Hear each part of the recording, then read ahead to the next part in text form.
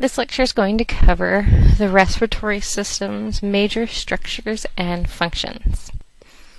Now, concerning the respiratory system, its major function is gas exchange, getting oxygen from the outside air into your lungs and then into your body for proper cell function, and then the vice versa, getting the waste gas product, carbon dioxide, from your body into your lungs to leave your body. Of course, this works with the circulatory system because it's the blood that carries both the waste, carbon dioxide, and the oxygen throughout your body. Now, most of you are familiar with the major structures, especially the external ones. So through both your nose and your mouth, which is not mentioned on this slide, these are both structures on your face. Of course, your nose consists mainly of those two nostrils, right? Your mouth you're all familiar with when we're talking about things that you eat, talk through, etc., etc.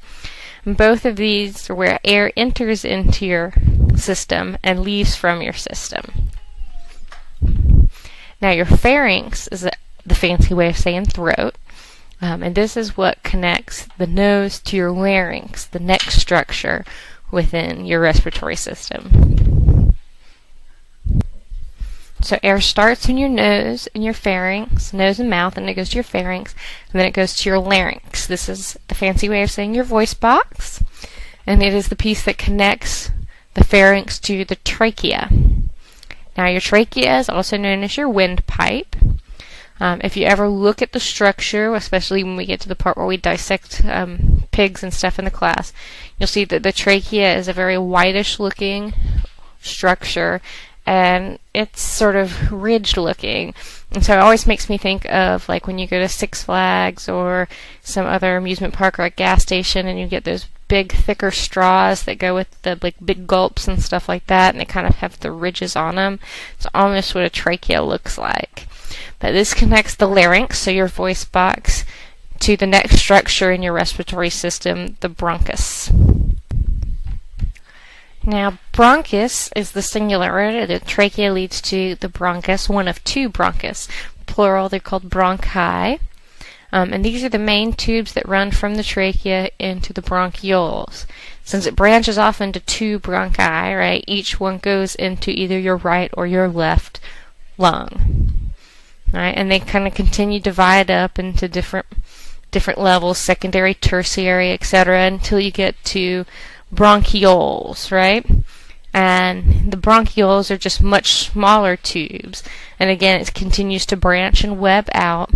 These are made of smooth muscle, and they carry on and continue to break down into smaller and smaller tubes. And so as these bronchioles keep dividing and dividing, they finally end in these structures called alveoli. Now, these are air sacs in your lung. It's at the end of each one of all these finite branching of the bronchioles. And this is where gas exchange actually takes place, where the process of respiration takes place. If you look at this picture, you'll see that the alveoli, it's the picture in the top right, are covered in blood vessels, completely covered, and that's because that's where respiration takes place. You've got to get that gas exchange of the oxygen that you've breathed into your lungs from those alveoli, those air sacs, into the bloodstream. And the reverse process, you need to get that waste product, carbon dioxide, from your bloodstream into the lungs so your body can get rid of it through exhalation. And again, these are all structures, these are all within the lungs. The lungs, of course, are your major organ in the process of respiration and ventilation. And again, like I say, there's a right and a left, and that's why you have the division of the bronchi from the trachea. And you can see a nice diagram of that in the bottom right hand of it.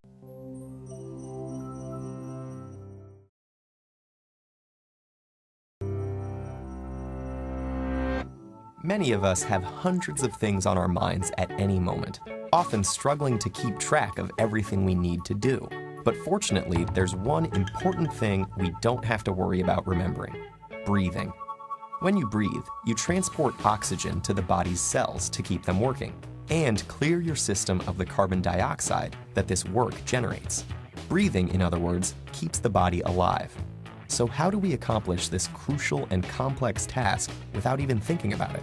The answer lies in our body's respiratory system.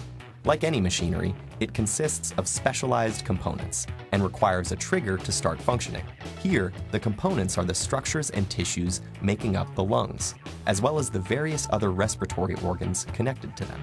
And to get this machine moving, we need the autonomic nervous system, our brain's unconscious control center for the vital functions. As the body prepares to take in oxygen-rich air, this system sends a signal to the muscles around your lungs, flattening the diaphragm and contracting the intercostal muscles between your ribs to create more space for the lungs to expand. Air then whooshes into your nose and mouth, through your trachea, and into the bronchi that split at the trachea's base, with one entering each lung. Like tree branches, these small tubes divide into thousands of tinier passages, called bronchioles. It's tempting to think of the lungs as huge balloons, but instead of being hollow, they're actually spongy inside, with a little air sac called an alveolus, wrapped in capillaries full of red blood cells containing special proteins called hemoglobin. The air you've breathed in fills these sacs, causing the lungs to inflate. Here is where the vital exchange occurs. At this point, the capillaries are packed with carbon dioxide, and the air sacs are full of oxygen. But due to the basic process of diffusion, the molecules of each gas want to move to a place where there is a lower concentration of their kind. So as oxygen crosses over to the capillaries, the hemoglobin grabs it up, while the carbon dioxide is unloaded into the lungs. The oxygen-rich hemoglobin is then transported throughout the body via the bloodstream. But what do our lungs do with all that carbon dioxide? Exhale it, of course. The autonomic nervous system kicks in again, causing the diaphragm to ball up and the intercostal muscles to relax, making the chest cavity smaller and forcing the lungs to compress. The carbon dioxide-rich air is expelled, and the cycle begins again. So that's how these spongy organs keep our bodies efficiently supplied with air. Lungs inhale and exhale between 15 and 25 times a minute, which amounts to an incredible 10,000 liters of air each day. That's a lot of work, but don't sweat it. Your lungs and your autonomic nervous system have got it covered.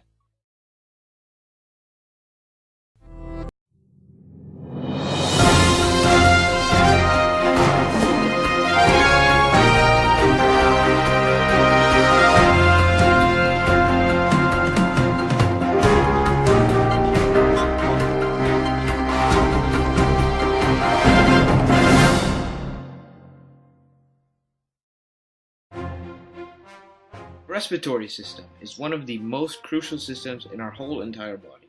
Without it, we wouldn't be able to perform functions such as breathing. But there are many diseases that can damage our lungs. In this video, I will discuss some of the many dangers to our respiratory system. Bronchitis is when the mucous membrane in the lungs' bronchial passages becomes inflamed. When the membrane swells and it grows thicker, it narrows the airways in the lung. This can lead to coughing spells, breathlessness, and phlegm.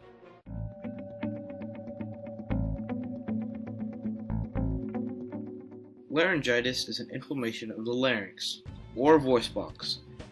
When this occurs, it can make your voice raspy, or make you completely lose it.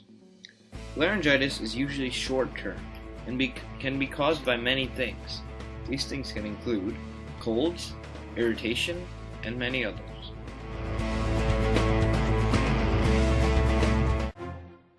Lung cancer is, as the name suggests, a type of cancer that is in your lungs. There are usually no symptoms in the early stages of lung cancer, but as it develops, you begin experiencing painful coughing, loss of weight, and are often breathless. One of the causes of lung cancer can be irritation to the lungs. This can be caused by events such as smoking.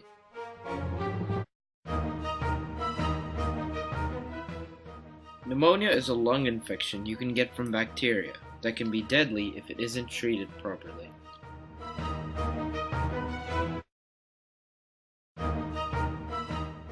When you have pneumonia, some of the symptoms you may display could be coughing, a fever, or you may even have a hard time breathing.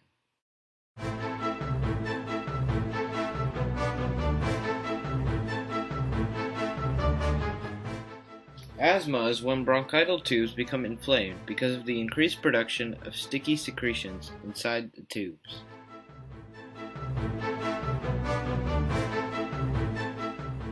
When victims of asthma get an attack, their airways tighten, inflame, or fill with mucus.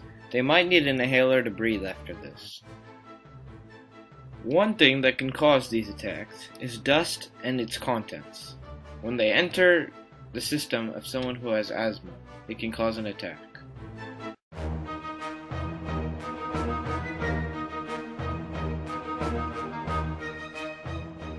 Emphysema is a chronic form of lung disease.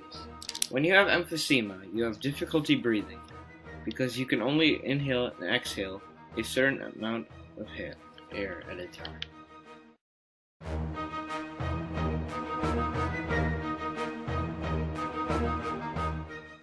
In emphysema, air pockets form in the lungs and air becomes trapped in these pockets.